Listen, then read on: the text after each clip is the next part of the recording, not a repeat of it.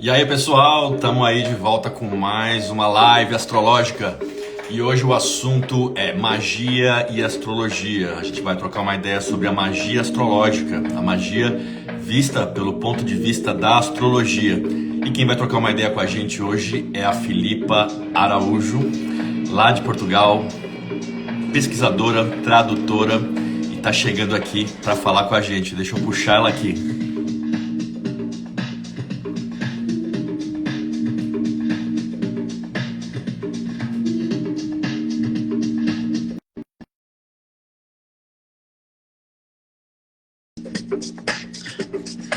Já chamei a Filipa. Lembrando que essas lives aí, a ideia é que sejam semanais e essa é a terceira. Boa noite, Milena, Diogo.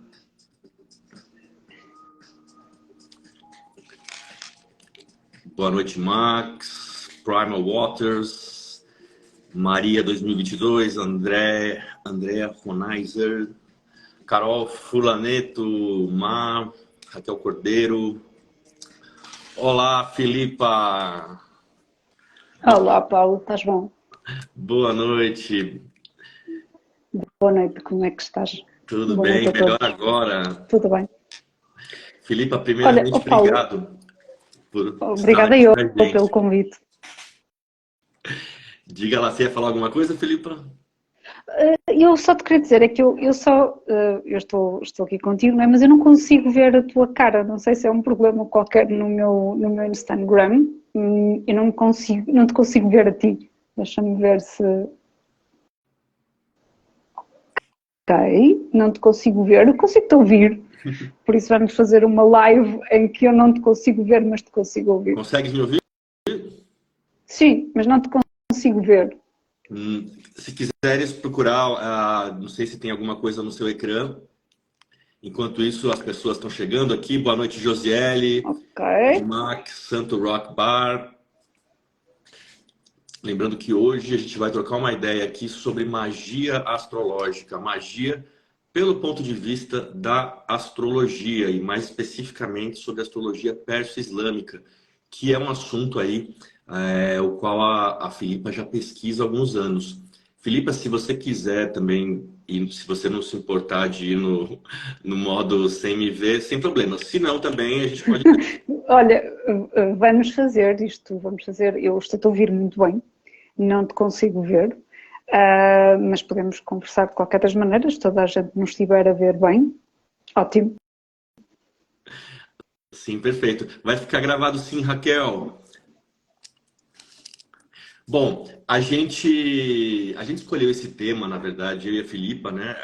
Para falar desse tema, a gente precisa voltar alguns meses aí, né, para o mês de maio, que foi quando a gente se conheceu, né?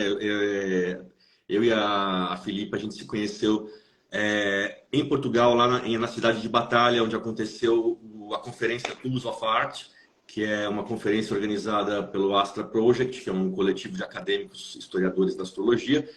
E lá estávamos nós conversando numa tarde e a gente passou uma tarde inteira batendo um papo sobre astrologia. Foi uma ideia muito legal, não só a Filipa, mas também a Patrícia Costa, que está aqui, nossa grande amiga também, minha colega de turma no curso de astrologia tradicional. E passamos a tarde inteira tomando cerveja e falando de astrologia, mas teve um assunto que foi realmente assim, o que startou não só essa live, mas foi motivo de muita risada, mas também de muita preocupação com o que se faz com os símbolos astrológicos, né? E na época estava tendo um eclipse, né, Filipa? Sim, era o eclipse da Lua no dia 5 de maio, que era em Escorpião, grau 14, se não estou em erro de Escorpião. Acontecia nesse... Não sei se tinha sido nesse dia, se tinha sido no dia anterior. Eu creio que tinha sido mesmo no dia em que nós estávamos a conversar. Eu acho que foi no Tinha dia 5, acontecido o eclipse. exato. Eu acho Sim, que foi o dia do portal. sim. Foi né, tu contaste e ouvias algumas coisas que foste mostrando. Vi em Instagram de alguns rituais propostos como tu disseste muito bem, por um grupo de jovens místicos, não é? muito contemporâneos, e que nós ficamos a conversar, talvez até às 2 da manhã, sobre magia e astrologia. Exato. Na ocasião, a gente estava comentando de um perfil aí do Instagram que sugeria fazer rituais no eclipse e até zombava, inclusive, de alguma parte da tradição astrológica que não recomenda fazer rituais no eclipse. Agora, o que deve se fazer, o que não deve se fazer em termos de magia astrológica, a gente vai descobrir agora com a Filipa, né? A gente vai trocar essa ideia para descobrir de fato o que é e o que não é magia astrológica, o que tem fundamento de fato e o que é criatividade ou enfim, né? Lembrando que a gente vai fazer essa conversa olhando pelo ponto de vista da magia astrológica, então não estamos falando de magia em geral, enfim, especificamente o uso de símbolos astrológicos, a simbologia astrológica para a magia, correto, Filipa? Sim. Eu até gostava de acrescentar, Paulo, se me permites, que nós vamos falar de magia astrológica e vamos falar de magia astrológica de uma perspectiva e de um viés perso-islâmico, balizado num período entre o século VII e o século XIII. Talvez possa falar, quer dizer, que isto será uma coisa, uma live que não será uma aula, não será um curso, mas poderei até falar de algumas coisas mais, talvez ir até ao século XV, que não faço intenções de estar aqui a fazer uma cronologia, mas é num viés de magia astrológica perso-islâmica, tendo em conta alguns dos grimórios desse período. Ok.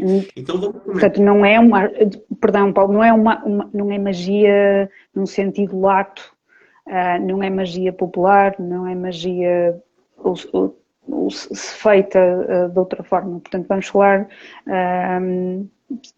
a partir de um embasamento astrológico medieval. Ok. E, bom, já para a gente começar, né, entrar no assunto, você falou dos grimórios, né, Filipa? Para a gente começar, assim, né, o que são os grimórios? A gente ouve, às vezes, na internet alguém falando, né, mas a gente que é de fora, que eu, por exemplo, eu não sou da magia, eu só sou astrólogo, por enquanto. Então, para mim, é uma curiosidade, né? O que seria o grimório? Sim, de facto nós vamos vendo, não é, a palavra grimório aparecer, especialmente quem está interessado em estudar, em investigar, em pesquisar ou até mesmo praticar magia, vai encontrando frequentemente a palavra grimório. Inclusivamente, se fizerem uma pesquisa rápida, é capaz de aparecer atualmente livros escritos por sacerdotisas, bruxas, o que seja como se denominam, que tem a palavra grimório. Ora, mas um grimório medieval é um livro que contém, assim de uma forma mais simplificada, receitas de magia. Como é que se faz essa magia? Os grimórios perso-árabes são muito interessantes. Eu acho que há um que é extremamente conhecido por quem tem curiosidade nesta área, que a sua forma latinizada é o Picatrix. É um livro do século X, em árabe é o Hayat al-Hakim, e se vocês tiverem curiosidade de folhear o Picatrix, vocês vão perceber que são uma espécie de receituário, um embasamento muito astrológico também, e é exatamente como é que vocês fazem um talismã, ou como é que vocês fazem um ritual. Portanto, são regras, são receitas, na realidade. Só que são receitas que implicam um conhecimento da astrologia. Portanto, quando vocês ouvem a palavra grimório, seja perso-islâmico, seja europeu, renascentista, europeu, medieval, europeu, porque nós também temos na Europa esses grimórios, não deixam de ser conjuntos de regras para se fazer um ritual ou fazer um talismã. Ok. Os mais famosos, talvez se vocês forem fazer uma pesquisa muito rápida à internet, será o Picatrix, árabe, perso-árabe, do século X. De seguida, provavelmente vão encontrar os 3 livros do Oculto do Agripa, Cornelius Agripa, e aí já estamos a falar de um viés posterior e europeu, que terá também fontes perso-islâmicas, o Ficino com os 3 livros da vida. Isso seriam os mais, se calhar os que vos apareciam mais rapidamente se fizessem essa pesquisa. Poderia-vos aparecer também um livro todo o material grimórico e mágico do Campanella e do Della Porta. Seriam provavelmente os que vos apareceriam mais rápido. Eu gosto de estudar, ou seja, a minha pesquisa, a minha investigação dentro do que é as ciências ocultas perso-islâmicas levam-me a outros grimórios, mas são conjuntos de receitas. É interessante, não posso usar bem a palavra receitas, mas é como se fossem receitas, e tem um profundo conhecimento, porque o livro não implica, quando vocês folheiam o livro e leem aquilo que lá está, que são as regras para vocês fazerem, percebem que tem todo um fundamento astrológico perso-islâmico, não é? A fonte, uma das grandes fontes da astrologia desses livros é o Abu Mashar, acho que vocês já ouviram falar do Abu Mashar com certeza. O Picatrix, apesar de ser o mais conhecido entre nós, não é? Porque acho que mesmo tu que não trabalhas em magia, já ouviste falar do Picatrix. O Picatrix está atualmente a ser traduzido outra vez e eu anseio muito por essa tradução, porque é a primeira vez que vou ter acesso a essa tradução vertida originalmente do árabe para inglês, porque as traduções que nós temos atualmente do Picatrix, ou pelo menos aquelas a que eu consigo ler atualmente, são traduzidas das versões latinas que existem do Picatrix. A Patrícia Costa, do Lote da Astrologia, está a referir, e muito bem, que o nome latinizado do Abu Mashar é Abu Massar. Eu estou muito habituada a usar os nomes em não latinizados, por isso peço perdão se for preciso latinizar algum nome, avisem-me. Mas é um grimório, na realidade, Paula, é um livro que contém passos, direções, receitas, as diretrizes. Ok. Sim. Então, Filipa, assim, a gente já viu que a magia astrológica ela precisa de diretrizes que não são tão simples, né? A gente vai buscar significados da astrologia tradicional, inclusive, né? A gente vai buscar detalhes muito específicos dos significadores dos planetas, né? E já andando um pouquinho com a nossa conversa, eu queria te perguntar assim, quais que são os primeiros registros que você encontra assim dessa magia perso-islâmica? Você falou do Abu Mashar, mas quem mais que você destaca assim desenvolvendo a magia perso-islâmica? O Abu Mashar, ou Abu Massar, né? Abu Massar, ele não pratica magia. Portanto, ele tem o corpo da astrologia, não é? Exatamente. Ele é a partir dos livros dele e dos ensinamentos dele da escola de Balkhi da astrologia que depois se desenvolvem a prática da magia.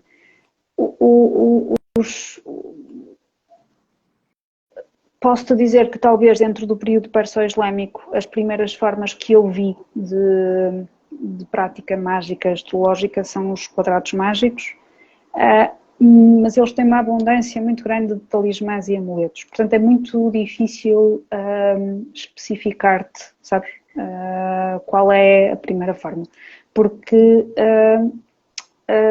a magia astrológica perso-islâmica ela vai também buscar fontes, ela vem de outras tradições, nomeadamente mesopotâmicas, e também da Índia, portanto, todo o lado da astrologia védica ou índica. A prática, por exemplo, dos quadrados mágicos. Os quadrados mágicos já estão presentes na Antiguidade Clássica, mas a prática de usar quadrados mágicos para magia, crê-se que tenha começado na China, que tenha chegado por vias, não é? Também até à Índia e depois chegou a este lado persa-islâmico a partir exatamente da ligação persa. E aí vamos, se calhar, ter como fonte um astrólogo que vai fazer a ponte entre as duas civilizações, que é o Alandra Agazar. E antes que a Patrícia me pergunte, eu não sei latinizar este nome. Será o Alandra Agazar a trazer os quadrados mágicos. Os quadrados mágicos são uma das formas mais presentes de magia talismânica e astrológica desde o século VII. Portanto, até aos dias de hoje. Como tu ontem disseste numa conversa que estávamos a ter os dois, a Sagrada Família, não é? Como tu disseste, Paulo, a Sagrada Família em Barcelona tem um quadrado mágico atrás de uma porta. São os quadrados mágicos de proteção. Então, só para a gente saber aqui, Filipa, o quadrado mágico, então, ele tem uma finalidade exclusiva de proteção. Ele serve para proteger o portador, vamos dizer assim, desse quadrado mágico, né? E eu lembro que você me comentou também que o quadrado mágico, ele pode ter números ou letras dentro, né? Palavras, alguma coisa. Explica pra gente um pouquinho, porque tem a história, né, de ter uma soma que resulta igual nas linhas verticais, horizontais, né? Conta um pouquinho só do teor técnico, assim, né? O que é um quadrado mágico? Ok. Um quadrado mágico é um quadrado que vai ter sempre um número. Imaginemos o quadrado mágico de Júpiter, que o número será 36. E é um quadrado que em todas as suas direções, portanto será um quadrado de 4x4, em todas as suas direções a soma dos seus números, seja na vertical, diagonal, horizontal, vai dar 36. Sabes, assemelha-se um bocadinho àquilo que é o Sudoku atualmente, de que vais tendo que fazer as contas, só que ali todas as somas que tu possas fazer vão dar 36. Eu dou o exemplo do quadrado de Júpiter. Esse quadrado, e ele aparece muitas vezes nestes livros que eu falo, o Picatrix não é adequado para quem queira estudar quadrados mágicos. Os quadrados mágicos aparecem e são amplamente utilizados numa obra anterior ao Picatrix, de um Sufi, matemático, astrónomo, astrólogo, mas nunca se designou por feiticeiro ou mago, ou o que seja, que é o Al-Buni, e no livro dele, no Shams al-Marif, que eu só conheço as traduções em inglês, e a tradução em inglês tem o título de The Sun of Knowledge, e ele é que é o grande introdutor dos quadrados mágicos. Então, os quadrados mágicos, eles vão associar um número. Isto faz-me pensar, sabes, outra vez reportar-nos à nossa conversa na batalha. Quando tu começaste também por apresentar aqueles vídeos de Reels que me ias mostrando, de rituais que se andavam a fazer, e me falaste da questão de portais, das pessoas associarem a números. A prática perso-islâmica realmente trabalha com números, mas esses números estão associados às letras, e é aí que nós vamos bater com uma prática também perso-islâmica, e que vocês provavelmente vão reconhecer que foi desenvolvida pelo Ibn Arabi, que é o letrismo, ou seja, cada letra do alfabeto árabe representa um número, ou tem um número, é associado a um número. O quadrado que eu te estava a falar de Júpiter, não é? Que é um quadrado que tem a soma total sempre de 36. E ele é, normalmente, o quadrado é feito com quadrícula, ok? Tu pegas num papel, fazes uma quadrícula de 4 por 4 e vais fazer a soma. E todos esses números vão ter que dar 36 na diagonal, na vertical, na horizontal. O quadrado está feito, tu podias ficar só com o quadrado. Eles aparecem nestes textos com o desenho árabe, do número árabe, e tu podes colocar assim só o quadrado, podes carregá-lo contigo, podes colocá-lo atrás de uma porta, porque aquilo será um quadrado de proteção. Mas há selos em que esse quadrado está rodeado pela letra Dal, que é a letra que no alfabeto árabe corresponde ao número 36. Portanto, e cada letra contém em si é uma referência ao nome de Deus, ou seja, a partir do Corão e muitas vezes também com suras, retiradas com suras do Corão. Perguntam-me muitas vezes se é preciso fazer isso tudo, se é preciso colocar as letras, se é preciso... Porque depois ele é muito bonito esse seu, porque tem o quadrado e depois ele é um quadrado dentro de um círculo, é a quadratura do círculo. E esse quadrado depois está também adornado com o Dal, que é uma letra que para se escrever vais ter que usar 3 letras árabes e o conjunto dessas 3 letras vai dar o número 36 e estão 36 Dals desenhados e depois encimados por suras. É lógico que se quiseres fazer um quadrado mágico, e estes quadrados são matemáticos, eles ainda hoje são estudados amplamente em matemática, okay? Porque não deixa... e eles fazem um padrão geométrico. Estes quadrados mágicos continuam a ser estudados atualmente na matemática, nas universidades e também na geometria. A praticalidade deles, ou seja, a teoria é essa, para que é que eles serviam? Para fazer magia. Okay. Talismânica. Okay? Não precisa estar tão adornado, porque aquilo que a proteção inicial do talismã é esse quadrado mágico. Ok, maravilha. Eu não sei se fui... Não, acho que Se não ficar claro, Paulo, por favor, está avisa-me. claro, só que já me despertou uma outra pergunta que eu acho que as pessoas aí talvez estejam se perguntando também, né? Você falou que o quadrado ele tem uma função talismânica, e aí eu te faço uma outra pergunta também de leigo aqui. Qual é a diferença de talismã para amuleto? Né? A gente ouve essas duas expressões e associa elas a coisas benéficas que a gente pode carregar com a gente, coisas que podem trazer efeitos auspiciosos, né? Mas tem uma diferença, né, Filipa? Entre amuleto e... Tem. Aliás, a magia árabe, ou seja, se pensarmos nesse viés, nesse embasamento, nós temos que perceber que eles têm 3 formas distintas de magia.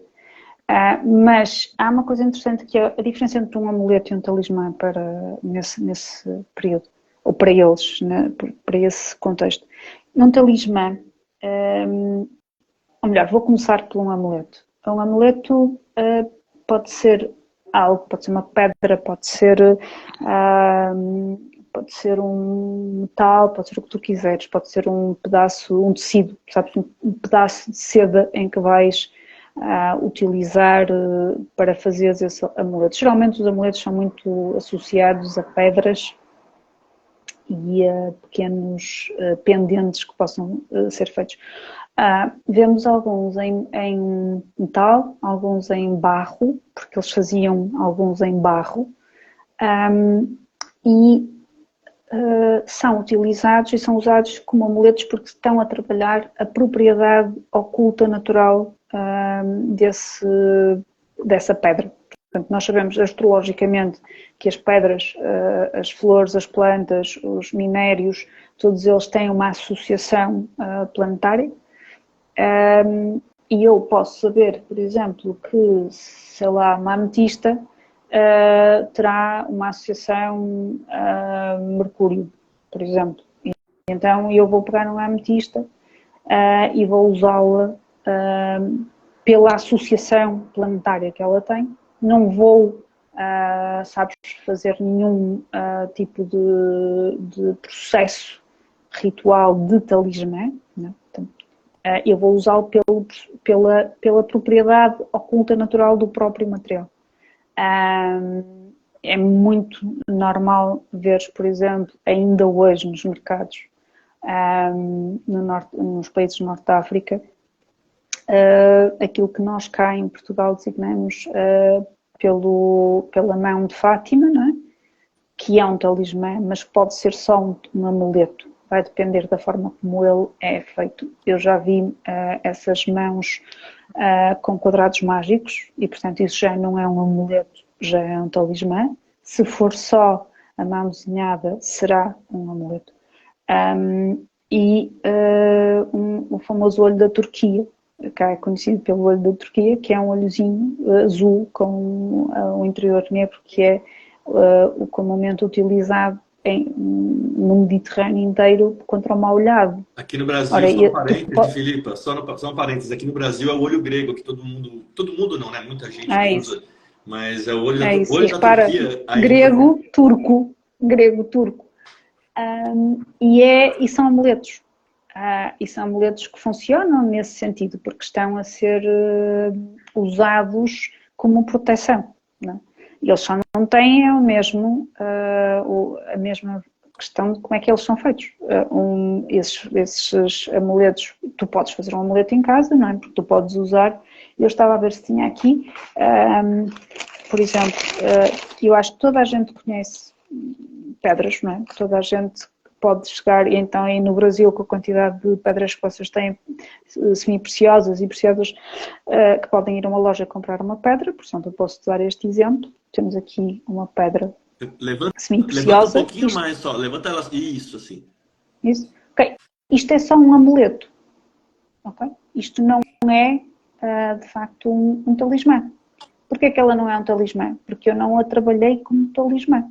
Eu comprei-a, tenho-a aqui em casa, e ela poderá funcionar meramente como um amuleto, porque eu comprei-a para ser um amuleto de Vênus, mas não um talismã de Vênus. Porque eu podia transformar isto num talismã de Vênus, mas não o transformei. Portanto, eu nunca poderia dizer que isto é um talismã de Vênus, isto é meramente um amuleto de Vênus, porque é uma pedra que está associada a Vênus. Portanto, ela terá uma propriedade oculta, natural da pedra, não é? Porque para os perso-árabes, quer dizer, para nós e para quem estuda esta área, os minerais e as flores e as plantas têm essa característica oculta. Portanto, isto só está a funcionar com a propriedade natural da própria pedra e que poderia ser usada como um amuleto de Vênus. Não é um talismã. Um talismã é algo diferente. Filipa, porque um talismã... Sim, perdão, Paulo. Só antes de avançarmos para o talismã, só ainda sobre o amuleto. Então, o amuleto, ele é um objeto que ele não é necessariamente ativado como um talismã, mas a pessoa tem que ter algum conhecimento já de astrologia para associar aquele objeto, ou não é necessário? Sabes... Você trouxe que é a questão uma cor de Vênus, né? Você falou que é um amuleto para Vênus, associado à cor, né? Então, assim, na doutrina, não só na a tradição cor astrológica, né? Os planetas estão associados a cores, a plantas, a uma série de extensões do mundo, do universo manifesto aí que a gente vive, né? E aí, então, no caso, para o amuleto, você tem que ter algum conhecimento a respeito daquele objeto? De simbologia? Sim, convém que saibas, não é? Porque não é qualquer coisa que pode ser um amuleto. E um amuleto até pode ser feito a partir de práticas que são associadas à magia, como eu te expliquei um bocado, para eles há 3 níveis de magia. Mas não é uma magia astrológica. Eu te pergunto isso, Filipa, pelo seguinte, por exemplo, vamos supor que eu tenho um dedal, um protetor de dedo da minha avó de costurar e ela faleceu e eu tenho esse dedal comigo até hoje, eu guardo. Isso pode ser considerado um amuleto? Esse uso, ele pode ser considerado um amuleto, mesmo se eu não conhecer o simbolismo planetário e tudo mais? Pode. É muito comum, sabes, as pessoas comprarem nos bazares amuletos. eles continuam a ser feitos e aliás, eles continuam a estar à venda e tu compras um amuleto sem saber que propriamente para que ele serve, não é? O facto de comprares um olho grego é um amuleto. Tu não sabes onde é que ele foi feito, não sabes como é que ele foi feito, não sabes se ele foi produzido em série ou não, mas no entanto ele funciona como um amuleto. Se vais comprar um amuleto ou se vais obter um amuleto a partir de uma pessoa que diz que faz magia astrológica ou que faz amuletos, aí convém se calhar conversares com a pessoa para perceber como é que se chega a esse... Não vais... Quer dizer, perceber como é que a pessoa chega a fazer esse amuleto. Ou até lhe perguntares essa diferença entre o que é para ela o amuleto e o que é para ela um talismã. Uhum. Mas sim, mas um amuleto é algo muito mais fácil, é relativamente fácil. Não precisas de ter um conhecimento estruturado de astrologia, enquanto que um talismã mágico, astrológico, esse é o primeiro passo. É saber de forma bastante coesa a astrologia. Eu ia te perguntar isso agora, Filipa. Se a gente quiser, por exemplo, ativar essa pedra, transformar essa pedra verde que você mostrou para a gente, né, associada a Vênus, e convertê-la num talismã venusiano, ou enfim, você me corrija se a nomenclatura também não estiver certa, Filipa. Mas se a gente quisesse, por exemplo, transformar esse amuleto que você mostrou num talismã de Vênus, quais seriam os passos, pelo menos no macro, assim, né? Como que a gente, por onde começa, assim? Olha, se vocês algum dia lerem todos estes livros que eu nomeei, seja o Picatrix, né, o Gayat al-Hakim, seja o Shams al-Marif, seja, sei lá, Kitab Tafsira, ou seja o livro do Al-Tabari, seja o livro sei lá, todos eles vão partir sempre de uma premissa, sempre. É que quem vai praticar astrologia mágica tem que saber todo o processo que está para trás. Aliás, é muito interessante perceber os degraus do conhecimento nesse período. O último degrau do conhecimento, e estamos a falar de pessoas que seriam elites letradas, o último degrau deles era a magia. Para trás estaria aquilo que eles designavam por ciências primárias, secundárias e depois as últimas, onde estaria a magia. Portanto, eu não estou a dizer que as pessoas têm que começar e têm que ser botânicas e têm que ser geólogas, não é essa a questão, mas têm que pelo menos primeiro ter algum interesse também para se fazer magia astrológica, ter algum interesse nessas áreas, e podem fazer por herbalismo, por tudo isso, mas em termos de astrologia mesmo têm que ter uma seriedade muito grande na forma como praticam a astrologia. E se vão fazer astrologia mágica de viés medieval, têm forçosamente que perceber da astrologia mágica medieval. Ok. Então, quer dizer, a gente tem uma série de processos baseados na tradição astrológica para ativar, para transformar esse amuleto num talismã, né? E aí, Sim. você pode contar um pouco para a gente, Filipe, o que é isso? Assim, faz-se uma eletiva para, assim, elege-se uma data em que o céu esteja favorável? Sim. Sabes que a astrologia neste período medieval, ela era também ligada a uma elite, não é? Mas essa astrologia tornava-se também cotidiana, no mundo cotidiano. Era normal que no mundo cotidiano, nas ruas, no mundo perso-islâmico, que as pessoas soubessem em que mansão lunar é que a lua estaria.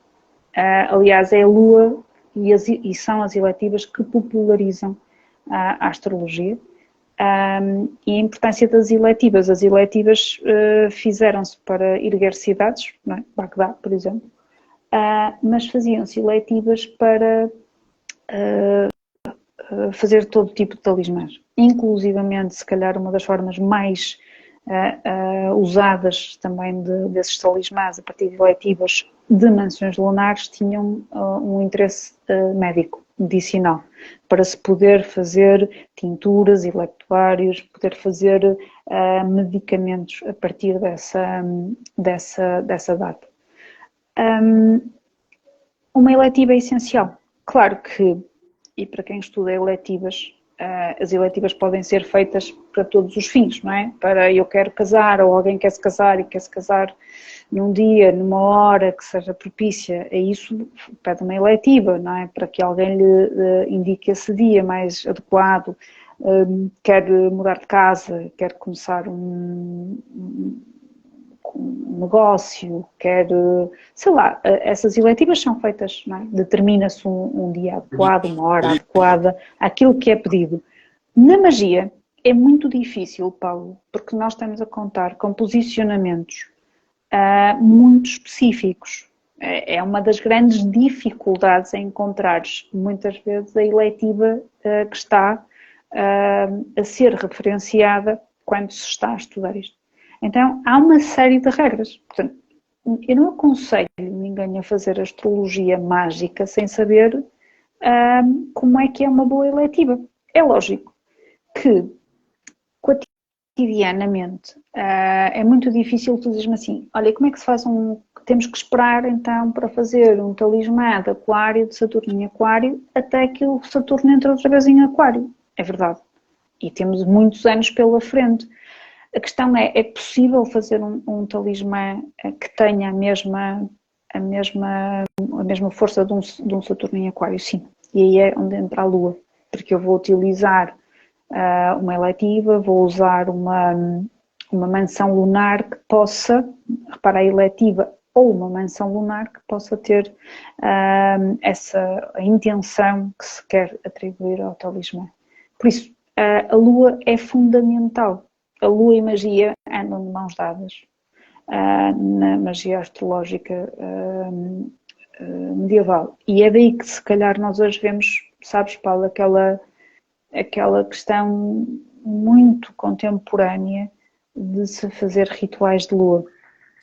Ótimo ponto, Filipe. É onde eu queria chegar, porque foi justamente um dos motivos da nossa conversa e das nossas risadas também lá em Batalha, né? Porque na época, como a gente lembrou aí no começo da live, tinha uma pessoa anunciando o eclipse como uma grande janela de oportunidade, uma janela cósmica, mística e muito mais outros adjetivos aí, em que você tinha um portal e era uma lua cheia, sei lá, do Buda.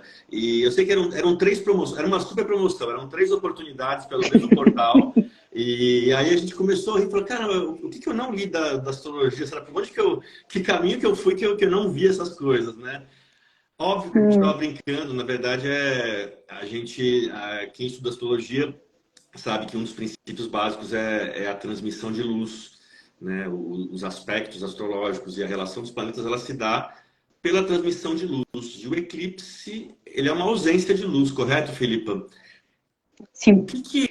Exato. Assim, já entrando, né, naquele tópico que a gente tinha comentado, né, assim, a gente comentou quando a gente pensou nessa live, assim, não é só a questão do eclipse, existem outras coisas que acontecem, né, do ponto de vista de magia astrológica, que as pessoas às vezes se empolgam e acabam até inventando coisas ou indo atrás de coisas que elas não conhecem direito a origem. Por isso que eu chamei a Filipa aqui para esclarecer um pouco para a gente, pelo menos do ponto de vista astrológico, como que a gente mexe aí com magia e astrologia. E parece que essa questão da transmissão de luz ela é meio fundamental, né? Claro, claro.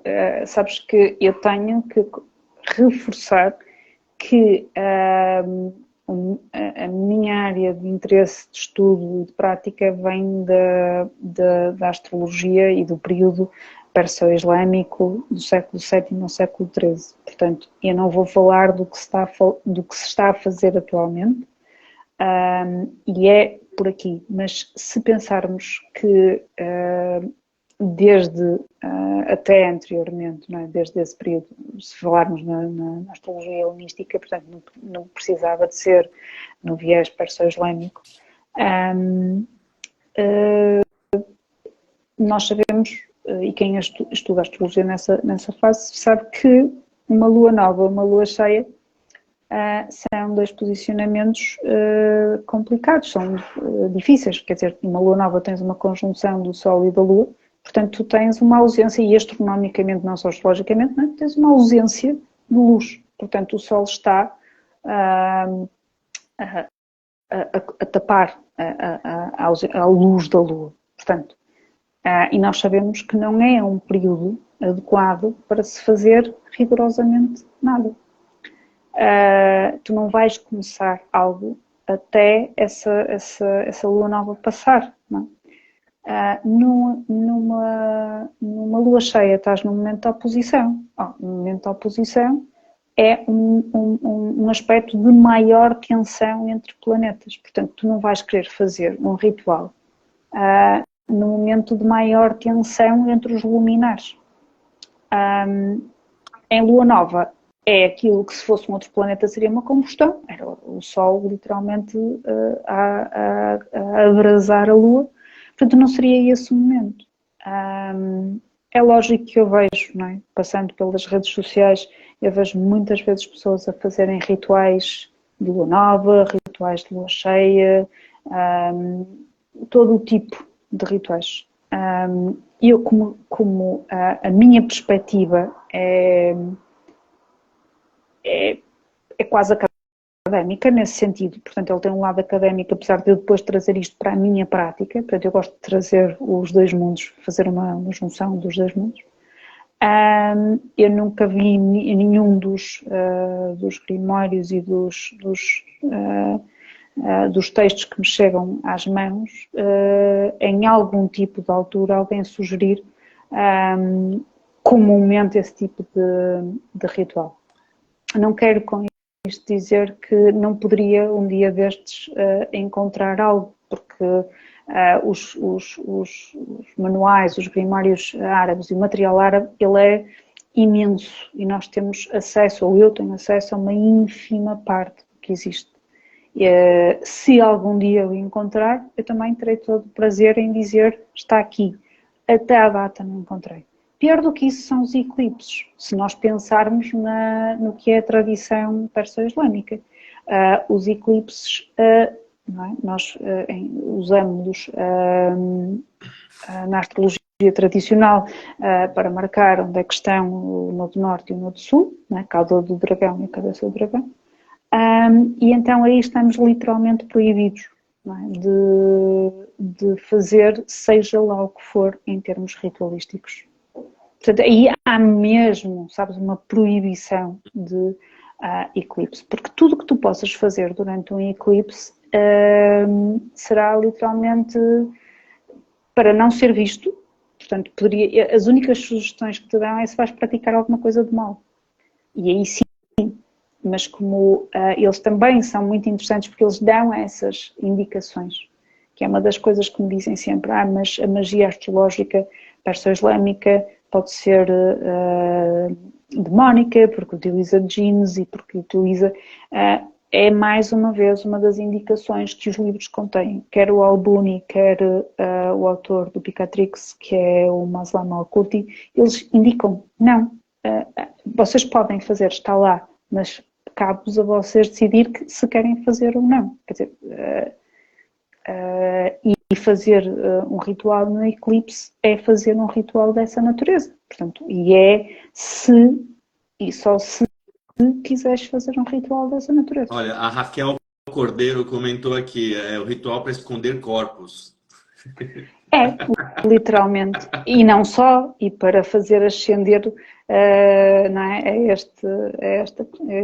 este plano, não é, corpos também. Sim, eles são perentórios, sabes, em não fazer, no que eu li até agora, okay, vamos manter isto em aberto, no que eu li até agora, e já li muita coisa, em não fazer absolutamente nenhum ritual, absolutamente nenhum talismã dentro deste período. Aliás, o que eles aconselham é que durante o período dos eclipses que se mantenham uma prática mais tranquila possível. Certo. E Filipa, por que você acha que que surgem esses novos rituais astrológicos que às vezes não têm essas informações fundamentais, assim, basilares para se começar um processo, seja de talismã ou enfim, um ritual, né? Essas coisas de portal, enfim, de onde que vem isso aí? É criatividade, é falta de conhecimento, é revisionismo de conhecimento? Eu acho que é isso tudo que tu elencaste. Vai depender de quem é que o está a fazer. E eu acredito é que nós temos nesta fase o final do século XIX e o século XX foram ricos no aparecimento de muitas coisas, nomeadamente movimentos como o movimento Wicca e New Age, que já vem de trás, sociedades como a Sociedade de Teosofia da Madame Blavatsky, a Golden Age, portanto, que vem do século XIX e vão para o século XX, são movimentos com uma expressão muito grande do ponto de vista artístico. Eu tenho particular interesse, por exemplo, também do ponto de vista artístico e de investigação nesses movimentos. Eu sei diferenciá-los, nomeadamente numa artista sueca do princípio do século, que é a Hilma af Klint. E, portanto, mesmo no corpo artístico português do princípio do século e até mais ou menos até meados de 50, nós temos muitos artistas, nomeadamente pintores e pintoras, a Vieira da Silva, que esteve a viver aí no Brasil. Temos muita astrologia, temos muita magia nesse meio artístico e intelectual. Mas essa magia que se vê e que está, por exemplo, num dos livros da Blavatsky, é de uma mulher que vai ao mundo árabe, ao mundo oriental, buscar conhecimento e que agrega esse conhecimento no livro. Só que não é um conhecimento, é um conhecimento prático daquilo que se fazia no século XIX também, nesses mesmos sítios. E, portanto, dizer que algumas coisas são por ignorância, com certeza. Outras coisas são por ir buscar rituais a outras áreas, nomeadamente áreas religiosas e áreas de práticas espirituais. O que eu acho é que, e se pensarmos, por exemplo, num dos livros deste período, que é o Shams al-Marif, ele tem uma base, há uma fusão, o Al-Buni faz uma fusão da astrologia com letras árabes, com anjos, com djinns, e isto vai se tornar num sistema mágico e místico complexo. O que eu creio é que no século XX e agora no século XXI há um fascínio muito grande por esta área. Se calhar podemos aventar que poderá ter vindo de uma série também de livros que nos vão chegando do ponto de vista da ficção, que ajudam também a que haja gerações muito interessadas em magia. O problema é que são magias ficcionadas, não é? Podemos pensar no Harry Potter, exato, com a J.K. Rowling. Então tens uma geração mais nova, muito também, sabes, eu hoje estava a ouvir alguém a falar da Maria Guimbutas e da ideia do trabalho dela sobre a deusa mãe e deusa... Quer dizer, tudo isso tem um viés muito interessante. O problema é que não é a astrologia mágica medieval. Portanto, e tu no Brasil, na nossa conversa, nós estávamos a dizer que, estavas-me a explicar que havia muita gente que fazia rituais que vinham das mais variadas expressões espirituais e religiosas que o Brasil contém. Portanto, poderá haver uma miscigenação de práticas. Agora, isso não é magia astrológica. Isso eu posso te dizer, isso não é magia astrológica. É magia, se calhar. E essa eu não vou falar porque eu não a conheço. Claro. Agora, não é magia astrológica. E a magia astrológica medieval tem regras. E eu sei que às vezes as regras são assustadoras e as regras são... não é? Ditar regras. Eu sei que vocês têm uma expressão menos simpática do que a nossa, não é? Mas sim, há um corpo de regras e há um corpo de regras que precisa de ser cumprida para que possas ter um talismã. Certo. E, Filipe, a gente já está chegando próximo do final. Eu queria só fazer uma última pergunta, assim, em cima desse Claro. raciocínio que a gente está desenvolvendo, né? Porque também eu acho que tem uma coisa que envolve, quando a gente está falando dessas referências muito doidas de magia que a gente vê aí, né? O portal Uhum. 666, sei lá, os números que o pessoal inventa, né? Aí vê o horário igual do relógio, já virou um portal também, né? E será que, assim, será que não existe uma demanda de uma magia comercial, que talvez seja um efeito Harry Potter, mas assim, de que todo mundo pode ser mágico e que a magia é uma coisa democrática e que é só, enfim, é só pegar um caldeirãozinho, ir lá para a lua cheia e, sei lá, acender alguma coisa, queimar alguma coisa. Será que não existe uma banalização assim do que é de fato, Hum. não só a magia astrológica, mas a magia no geral, quando a gente pensa assim, né? Será que não existe uma instagramização da magia, vamos dizer assim? Que existe uma instagramização, existe, isso é verdade, não é? Que a magia possa ser democrática, eu acredito que pode, porque senão nós não teríamos a quantidade de livros que existem de magia, pelo menos no mundo do persa-islâmico. São centenas de milhares. Nós não temos acesso a esses livros todos. Agora, essa democratização poderia ser possível. Eu não acredito que este conhecimento tenha que pertencer só a alguns.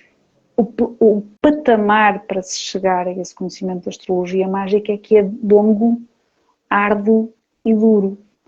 E aí é que se calhar vais ver outro tipo de magia que é feita, e eu não vou sequer perceber se ela está a ser bem feita ou não, mas não lhe chamem a astrológica. Uhum. Não falem em magia astrológica quando ela não é. Eu estou-te a dizer que pratico atualmente a magia astrológica, mas eu comecei por um estudo da astrologia, não comecei pela magia, não se pode começar pelo fim. Uhum. E a Raquel Cordeiro estava a dizer que não é para todos, e eu concordo com ela nesse sentido, é que o caminho é duro, é longo, e portanto, pelo menos aquilo que é a astrologia tradicional e a magia astrológica persa-islâmica, não é, sabes, tu não lês umas coisas, tu não vais a uma página de um Instagram e vês uns reels ou vês umas historinhas e depois vais para casa fazer magia. Quem o quiser fazer, que o faça, não é? Nesse sentido, não pode ser mais democrático do que isso. Agora, não lhe podem chamar de magia. É também, poderá ser visto como uma forma muito rápida de comercialização de um produto. Eu vejo, não é, uma vontade muito grande de se chegar ao produto final da astrologia, da magia, para poder capitalizar, não é? Ou então até por uma questão de querer ajudar, não é? Porque tu podes ajudar as pessoas a remediar posicionamentos no seu mapa, não é? Nós já falamos sobre isto também, nós dois, como é que se remedia determinados posicionamentos de um mapa. E queres muito ajudar alguém, mas quer dizer, todo o processo tem um tempo, e atropelar esse tempo para se chegar a um talismã, eu não aconselho. Eu não aconselho. Aconselho a que tenham paciência e que sejam metódicos no conhecimento para chegar a esse final. Nesse final ele poderia ser democrático. Eu não acredito que ele tenha que ser só de alguns, que é uma das coisas que a astrologia tradicional muitas vezes é acusada, é que é um conhecimento elitista. Eu não creio que ele seja elitista, eu creio é que ele é lento, ele é estruturado, e portanto nem toda a gente se sente à vontade para continuar esse percurso, não é uma coisa rápida, é só isso. Ó, Filipa, você pensa que essa visão que às vezes as pessoas têm da astrologia tradicional, de ser uma coisa elitista, ela parte de repente de uma premissa nova de que a astrologia tem que ser fácil e tem que ser instagramável e dê para aprender astrologia num carrossel de 10 fotos do Instagram? Você acha que hoje em dia convencionou-se falar que é difícil, que é elitista, mas porque a gente de fato está acostumado com uma astrologia mais pasteurizada? Hum. Ah, sim, há uma das questões, eu não consigo ler a afirmação que o Simão fez. Se conseguires ler, eu depois gostaria se há uma pergunta que eu gostaria de responder ao Simão. Deixa eu ver aqui. Então, peraí, vamos ver a do Simão, depois a gente volta aqui para. Estou com ela aqui na tela. Aliás, boa noite, Simão. Satisfação tê-lo aqui com a gente também. O Simão é o SC Astrology, astrólogo de Portugal aí também, grande astrólogo aí, português. O Simão pergunta aqui, ou seja, qualquer um de nós já teve muito mais acesso a ciências do que a média das pessoas no contexto perso-árabe. Claro que isto não é tudo, mas é uma diferença social relevante. Ok, isso é uma afirmação do Simão. Eu não sei, de facto, se qualquer um de nós teve muito mais acesso às ciências, às ditas ciências, do que a maior parte das pessoas do contexto perso-árabe, porque eles tinham, de facto, um contexto de literacia, se calhar, muito maior do que o comum europeu à época deles. Continuam a ser pessoas, e quem estudava astrologia e fazia magia eram pessoas altamente letradas, e que eram e são reconhecidos como grandes matemáticos, físicos, biólogos, astrólogos, astrónomos, tudo isso. Atualmente, falando no que é a pessoa mais comum, como eu ou como o Simão, não é? Aliás, o Simão tem um curso de magia atualmente a decorrer, e que ele aborda isso de uma forma muito, muito clara. O Simão apresenta a magia astrológica e apresenta a magia popular e distingue-as.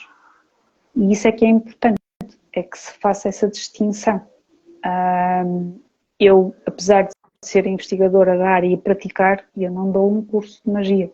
Okay? Não estou aqui a fazer uma live para me propor fazer um curso de magia. Acho que é uma coisa para a qual eu não estou ainda sequer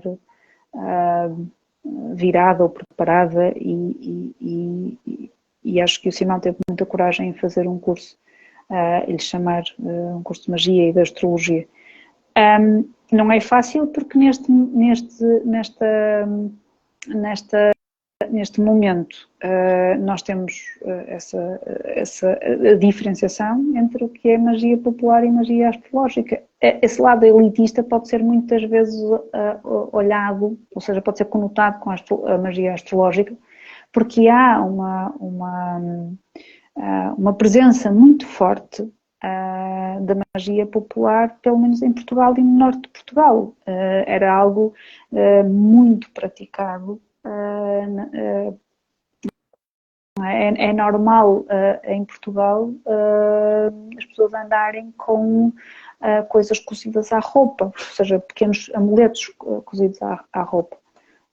E, portanto, eu acho que é fácil alguém dizer que magia tradicional, da astrologia tradicional, é elitista. Eu não creio, eu só creio que é preciso perceber que aquilo tem patamares. Repara, se nós pensarmos em estudar uma língua, e podíamos estar a pensar em estudar latim, ou melhor, a ideia seria pensar o que é que vais estudar grego. Tu podes estudar grego moderno ou grego clássico. O grego moderno será uma evolução do grego clássico.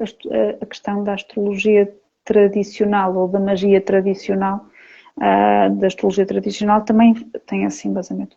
A magia popular se vou usar a palavra bem um bocado, é democrática. Mas eu creio que a magia tradicional, da astrologia tradicional, poderia ser se fosse pelo menos mais conhecida, não é? Se fosse mais divulgada e se as pessoas tiverem a paciência e a determinação necessária para estudarem, aprofundarem e se predisporem a fazer esse tipo de magia. É só. Ou seja, para a pessoa desenvolver então uma prática de magia astrológica é preciso primeiramente ter uma base da tradição astrológica, dos fundamentos iniciais da astrologia, né? E aí Sim. a gente está falando de uma astrologia desenvolvida até o século 17, 18, alguma coisa assim. É isso, né? Uhum. Certo. Sim, do período pré-moderno. Sim.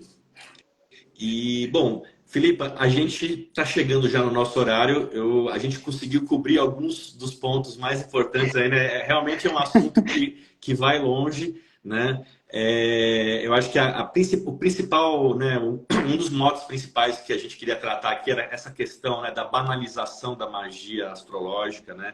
Então, quem acompanhou o Uhum. papo aí com a Filipa, deu para entender um pouco, né, que a magia astrológica é uma coisa milenar, ela já inclusive vem antes, né, dos persas islâmicos, né, Uhum. mas assim o desenvolvimento que ela teve com os persas islâmicos mostra de fato que assim não é uma coisa que você faz ali, sabe, enquanto você está falando no celular ou enfim, demanda uma dedicação e principalmente um conhecimento dos significadores astrológicos, né? Uhum. Conceitos como a transmissão de luz, o que é uma combustão, o que é a dignidade de um planeta, né? Então, para vocês que estão aí, tá chegando inclusive esse mês, acho que tem eclipse, né? Não sei se esse mês vai ter um eclipse anular aí, anelar. Outubro.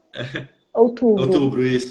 Vai ser em outubro. Preparem-se porque no dia 28 de outubro vamos ter um eclipse e, portanto, vamos voltar a ter pessoas a sugerir fazer rituais nos Pois é. eclipses. Cuidado com esse portal aí, que na verdade esse portal aí, sei lá onde que pode levar, né? Portal das trevas.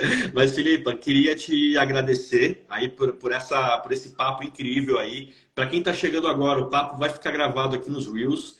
E a Filipa, para quem não sabe, aliás, Filipa, vamos falar um pouquinho rapidinho aqui antes da gente encerrar. A Filipa, Vamos. ela é pesquisadora, é astróloga, ela traduz textos também. E ela tem uma escola de astrologia tradicional lá em Portugal, a Moirai Astrologia, junto com a Patrícia Costa, que também está aqui, né? E queria que você falasse um pouquinho para a gente, Filipa, da escola, né? Inclusive tem uma palestra que vocês vão dar amanhã gratuita aí, né? Sobre estrelas fixas. Fala um Uhum. pouquinho da escola e da palestra para a gente concluir com chave de ouro. Ok, obrigada, Paulo. As Moirai foi fundada uma escola, nós não chamamos que é de escola, mas sim centro de investigação e estudo de astrologia tradicional. Foi fundada o ano passado por mim e pela Patrícia Costa, que tem uma página também que chama-se Lota Astrologia. E nós resolvemos criar esta escola porque percebemos que havia este vazio em termos do que era a arqueologia perso-islâmica. Nós temos escolas em Portugal que ensinam astrologia, seja moderna, seja tradicional, com viés helenístico também, não é? Na tradicional com viés helenístico, mas nós queríamos colmatar aquilo que também é a nossa área de investigação, porque quer eu, quer a Patrícia, nós investigamos do ponto de vista de interesse de investigação pessoal a toda a astrologia perso-islâmica. O que poderá surgir daí depois em termos de produção poderá eventualmente traduzir-se em publicações. Mas quisemos, antes de falar em publicações, estamos a falar em livros que poderão demorar 2 ou 3 anos a escrever, criar uma escola. Então criamos as Moirai, abrimos as Moirai e fazemos cursos de astrologia tradicional. Tem um ritmo, ou seja, começamos pelos fundamentos, esses fundamentos são fundamentos de astrologia tradicional, muito com um foco persa islâmico, vamos falar muito da astrologia a partir do Abu Mashar, não quer dizer que não se fale também de autores que são anteriores. Abu Mashar, Mashallah, Ben Ezra, Al-Biruni, sei lá, e por aí vai. O Alan Dragazar, quem estudar connosco vai ouvir falar várias vezes do Alan Dragazar. Fundamentos, depois passa-se para uma delineação avançada, temos horária eletiva, temos um curso fantástico de técnicas preditivas medievais perso-islâmicas. Quem já teve a oportunidade de o fazer percebeu o quão avassalador é aquele curso. E amanhã eu vou fazer uma palestra sobre um dos temas que eu gosto, ou seja, eu tenho mesmo um fascínio muito grande pelas estrelas fixas. E amanhã vou falar de uma estrela fixa, particularmente, de uma delas, porque é uma apresentação de uma estrela que se chama Algorab. É uma estrela que está atualmente, se não me engano, a 13 graus de Libra, balança, portanto, para quem quiser assistir. É uma estrela que tem um título que se chama a Estrela do Suspense, porque vocês vão perceber em mapas de pessoas o quanto essa estrela traz essa questão do suspense. É uma palestra gratuita, portanto, quem quiser assistir é só pedir o link a partir quer da escola, da página das Moirai ou do Projeto Sírios. E para a semana a Patrícia vai fazer também, eu aproveito e faço já aqui também um pouquinho de publicidade, uma palestra gratuita também na próxima quinta-feira, com um tema fantástico. Também muito de um foco perso-islâmico, que é quando os maléficos se tornam benéficos. Muito interessante. E qual Estás vai ser o convidado, horário? Paulo. Qual é o horário, Filipa, da live de amanhã que Ok. vocês vão fazer? O horário é 7h30 hora de Lisboa, portanto aí no Brasil serão 4 horas antes, certo? Sim, Vocês são estão umas 3h30 por aqui. Ok. Serão 3h30 hora do Brasil, 7h30 hora de Portugal. Portanto, é só preciso pedirem-nos o link, nós enviaremos o link. Não sei se amanhã, talvez um quarto de hora antes, eu possa conseguir colocar o link também disponível. Portanto, como eu não vou prometer isso, peço a quem esteja interessado em que nos peça o link e nós enviamos com muito gosto. Só para deixar uma coisa muito interessante, sabes, Paulo? Para acabar a magia e a astrologia. Posso te interromper só um instantinho, Filipa? Eu só vou pedir para, enquanto você fala, para a Patrícia, que está assistindo, para ela colocar o @ do Moirai Astrologia. Aí quem está assistindo aqui já pode começar a seguir a Moirai Astrologia e já pode mandar uma DM para elas para pegar o link dessa palestra de amanhã sobre a estrela Algorab. Desculpa te interromper. Nada. Só para mesmo terminar, Paulo, alguns dos astrólogos árabes, nomeadamente o Abu Mashar, tem uma técnica interessantíssima que é usar as estrelas fixas para ver numa natividade, num mapa natal, se aquela pessoa tem a magia. Portanto, se pode, e isto, repara, não quer dizer que se tu não tens aquele conjunto ou algumas daquelas estrelas, não quer dizer que tu não te possas dedicar à magia astrológica. Mas se tiveres alguma daquelas estrelas na tua natividade, provavelmente és alguém que sairás muito bem nesse caminho. Outras estrelas vão determinar, por exemplo, se tens uma capacidade psíquica, outras estrelas indicam sucesso. Portanto, é muito interessante perceber como é que as estrelas fixas se trabalham numa natividade, não só na astrologia mundana. Maravilha, Filipa. Bom, acho que para quem assistiu aí foi uma baita aula. Eu, pelo menos, aprendi pra caramba aí sobre magia astrológica, né? E especialmente esse recorte perso-islâmico, né? A astrologia perso-islâmica ela é fascinante e, com certeza, a magia perso-islâmica, quando a gente começa a estudar, deve ser um caminho sem volta, né, Filipa? Você não para de estudar, porque deve encontrar livros e mais livros que você fala, meu Deus, né? Deve ser... Serás um eterno estudante. Acima de tudo, serás um eterno estudante. E na astrologia somos, não é? A gente nunca para de Sim. aprender. Mas pensa uma coisa, Paulo. tu podes ser um eterno estudante, mas se não praticares, só és um estudante, não és astrólogo, nem fazes magia astrológica. Portanto, tens que Exatamente. fazer as duas coisas. Não adianta teoria sem prática, né, Filipa? Não, É não. isso aí. Exatamente. Filipa, queria te agradecer, então, mais uma vez aí por essa conversa incrível. Foi muito esclarecedora aí, especialmente por essa questão da banalização da magia, né? Essas janelas de oportunidade astrológica, comercial, que às vezes vem de eventos astronômicos e que as pessoas, às vezes, fazem aquela salada muito louca e transformam isso num produto astrológico. Enfim. Filipa, mais uma vez, obrigado. Obrigado à Apoteca Moderna, à Patrícia, todo mundo, Astrologia de Grey, Simão, todos os amigos, amigas, amigues que passaram por aqui. Semana que vem a gente tem uma outra live e amanhã, lembrando, então, tem a palestra aí às 3h30 da tarde, horário do Brasil, 7h30, horário de Portugal, a palestra sobre estrela fixa Algorab com a Filipa Araújo pelo Moirai Astrologia. Então, @moirai.astrologia, se eu não me engano. Eu vou até escrever de novo aqui. Moirai. É assim, galera, que escreve Moirai. Aí você só é um logotipo branco e rosa. É bem fácil de achar. E, enfim, quem quiser estudar astrologia tradicional pelo recorte perso-islâmico também, eu super recomendo. A Patrícia e a Filipa são duas pesquisadoras sérias, pesquisadoras independentes aí de Portugal, e que eu tive a oportunidade de conhecer pessoalmente, e a gente conversou muito sobre astrologia, inclusive a Patrícia brevemente também vai estar aqui trocando uma ideia comigo. Mas é isso, Filipa.